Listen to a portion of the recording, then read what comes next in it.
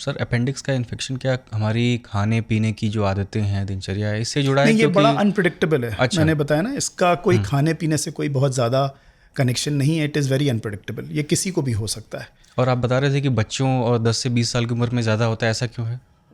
और देखिए, उसका एक कारण ये अर्ली लाइफ में, जैसे मैंने आपको बताया कि वो जो हमारा ट्यूबुलर सैक होता है, उसकी एक ही ओपनिंग होती है जो सीकम में खुलती है, और दूसरे साइड तो वो क्लोज होता है। तो वो जो ओपनिंग होती है वो धीरे धीरे करके ऑब्लिटरेट होती है, मतलब धीरे धीरे बंद हो जाती है वो ओपनिंग।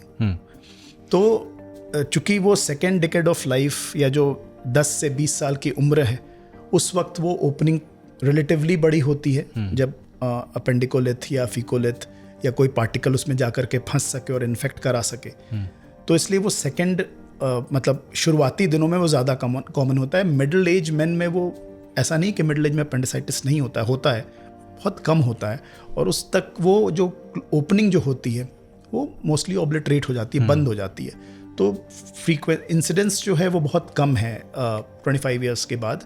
बट ऐसा नहीं है कि बिल्कुल ही नहीं है, होता है, हो सकता है, but it is more common between 10 to 20 years of age. मैं 10th में था तो एक मेरे दोस्त को हुआ, तो उसको ऑपरेशन हुआ उसका। फिर उसने बताया कि विदेशों में ऐसा होता है कि जन्म होने के बाद उसको सर्जरी करके निकाल देते हैं। ऐसा सच है कि झूठ, ऐसी भ्रांति फैली हुई है? ऐसा नहीं।